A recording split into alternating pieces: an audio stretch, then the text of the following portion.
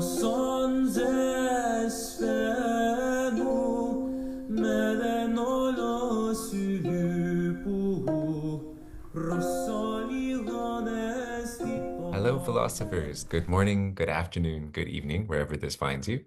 So, those of you who follow the channel on Patreon know that we have a small collection of reading guides on Plato, which has been growing over the last few months. And there's enough there now that it's probably a good time to introduce the collection to the channel and also to walk through a general introduction to reading Plato, this time with a focus on a general approach as a reader to the dialogues. So in this video, I'm going to introduce with a light touch some of the content that's on Patreon already at patreon.com/Delphic Philosophy with the reading guides for a few dialogues, and we'll also look at reading Plato in general. So what we have right now is, as a scholar, you can see reading companions for Plato in general, and then Plato's Apology, the defense speech of Socrates, in which he apologizes for nothing. Uh, a companion to the Crito, where Socrates explains his decision to stay in prison to one of his closest friends. The Phaedo, which is the last conversation Plato represents Socrates having with his friends. The Symposium, a famous dialogue on love, which introduces many different approaches to philosophical inquiry, from poetry and brilliant mythology to Socratic dialectic and inspiration, but really culminates in the account of the Platonic form of beauty by a woman that Socrates portrays as his own teacher, Diotima. Then we have the Phaedrus, another dialogue that explores the theme of love but binds it with the theme of logic or reason or speech in a really interesting way that also explains why Plato, in spite of having written all of this, doesn't really believe that philosophy can be done in writing. At least that's how it's often read. And we're just getting to the Republic with book one. And this has been building up over the last few months, but the other books will be coming next. So each of these links to a document that tries to give an overview of the dialogues. So, for example, in the first, which is the apology or defense speech, we have a general overview of what's going on in the context of the dialogue, where Socrates is being prosecuted on charges of impiety and corrupting the young, and the outcome of the vote. And what I've also tried to develop here is a kind of table of contents or outline of the key sections of what's going on, uh, and a few important questions along the way. And over the next few months, as I'm making more detailed videos about Plato, I'm going to try to pick up the dialogue with this general overview in each video so we can sort of talk through it and explore any questions that come up as well. So I'll be relying on these guides to get a little bit deeper into the text of Plato, along with a translation, before we go on to some more broad philosophical introductions. So again, you have a few of these if you'd like to download them on Patreon, the Crito, the Phaedo, the Symposium, and the rest that we talked about. Or if you're just following along on the YouTube channel, the videos will be there. So you only would go to Patreon for downloading the materials. In this video, I thought I'd just focus on this guide, which is broadly an approach to Plato, how to make sense of the dialogues. And I'll assume here, as we're kind of launching into a period of reading, that you're reading Plato in some standard English translation, maybe with a physical book. You might not be. You might read in another language or with an online free text. That's absolutely fine as well. If you are looking for a book to read along with, a good general starter text that I'd suggest, published by Hackett, is Reeves' Plato Reader, which has the essential dialogues that I'm following here. And it's relatively affordable in paperback or as an ebook. If you're looking for a more sort of scholarly big book that you can really weigh your desk down with, uh, Cooper and Hutchinson's great Plato Complete Works is the standard scholarly translation in English. As we talk through Platonic dialogues here in general, I'll refer to marginal numbers often. And this is worth mentioning for those of you who might not have gotten into Plato from a scholarly perspective before. Most of the time, you'll find that scholars refer to Plato using these kinds of funny alphanumeric numbers.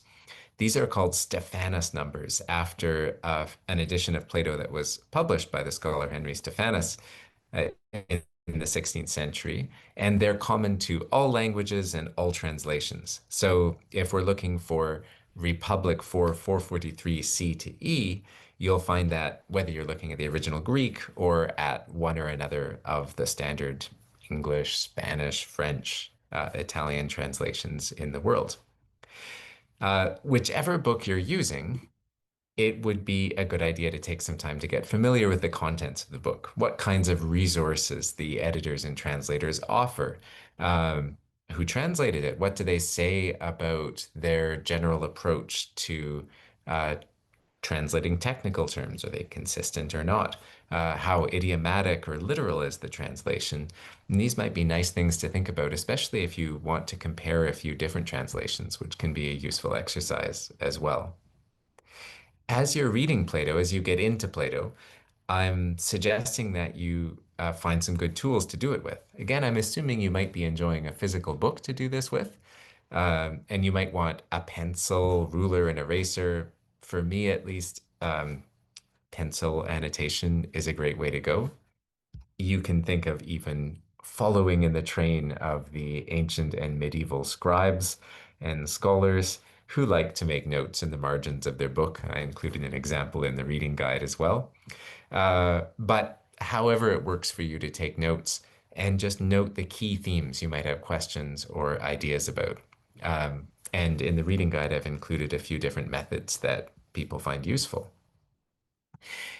Here's a few just broad notes about approaching Plato that I think are helpful to bear in mind, though obviously there's much more we could say, and you can also return to the introductory videos on Plato for more. Plato is archetypally a philosopher for us now, and some scholars like Andrea Nightingale have argued that Plato's role in inventing the category of philosophy was bigger than we've even realized. But he's also a playwright in a way, a poet, and something a little like a novelist, though that genre wasn't really around yet.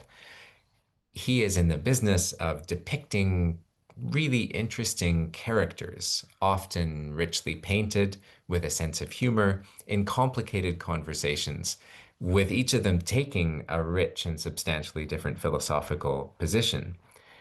Now, some of the dialogues, admittedly, you might read and not feel like that's going on. They might seem didactic and sort of dry. But most of the ones we're looking at first are really dramatically rich.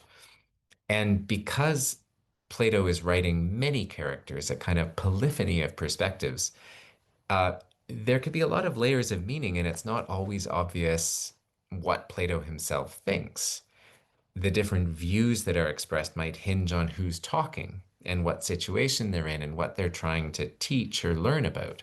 Sometimes characters even signpost explicitly that arguments need re-examination or testing. Plato might purposefully leave an error in argument or a fallacy for us to find and think about. After all, as you might remember from the introductory videos on Plato, the dialogues serve as a kind of advertising pamphlet for Plato's own academy. If you think something's gone wrong in the argument here, maybe you want to come and practice a bit of philosophy in person. It's also not entirely obvious who we're supposed to sympathize with. Usually it feels like we should sympathize with the main questioning character, which is typically Socrates, Plato's teacher. Um, but not every scholar takes that for granted. Sometimes Socrates himself is in a position where it looks like he's being educated, like in Plato's Parmenides, and in a handful of cases, Socrates doesn't appear as a character at all. Ancient commentators on Plato point out that Socrates has a number of different modes of engaging with speakers, too. Sometimes his style is what they call elenctic. He's really challenging, testing, and refuting people. That's especially when he's talking to so-called sophists or pretty tough conversationalists who seem to think they know what they're talking about. Other times, his style is more protractic, as the translators say, which is fancy Greek word meaning encouraging. Just he's trying to rile people up to have confidence that their search for wisdom has hope. Sometimes the style is maieutic, which comes from the word for midwifery. Socrates said that he took after his mother in being a midwife, but he was a midwife of ideas from the soul. Uh, and that's often the case when he's talking to young people, those who aren't so confident, who are developing a kind of potential for knowledge that he's encouraging and then drawing out of them. So that's one lens you can take to the different styles. Modern scholars often stress too that these map to apparent periods of composition. So without making a straight one-to-one equivalence, sometimes Socrates seems especially eclectic, focused on refutation and challenge in the so-called early dialogues. Now, it's helpful to think about this general theme of questioning and answering when we're reflecting on Plato's legacy.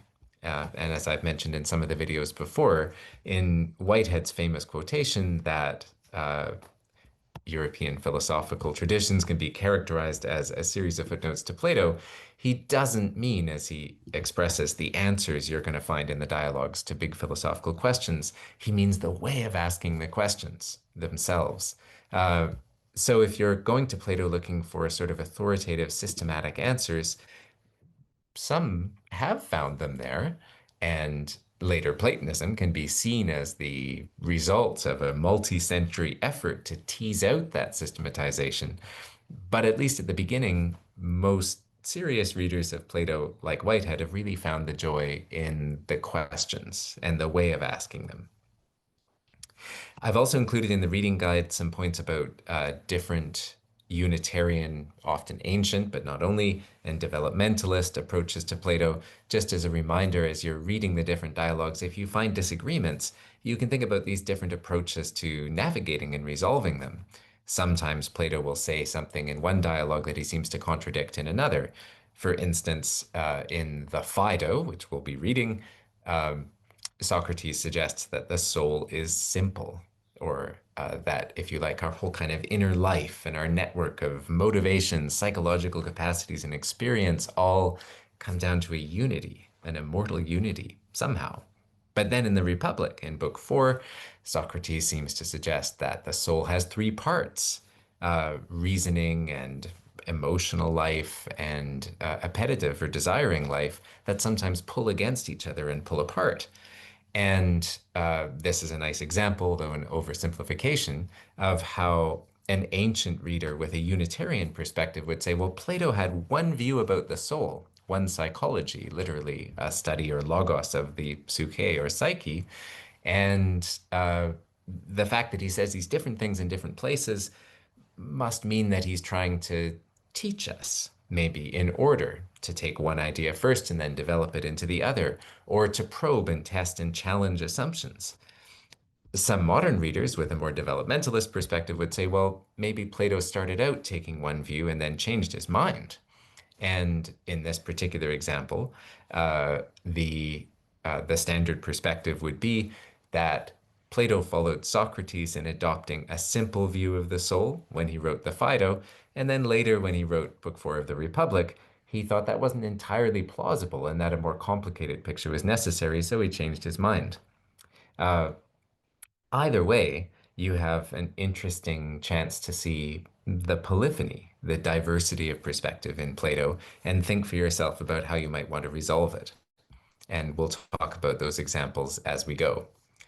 Uh, I've included a couple of suggestions for further reading here, which I'll augment more.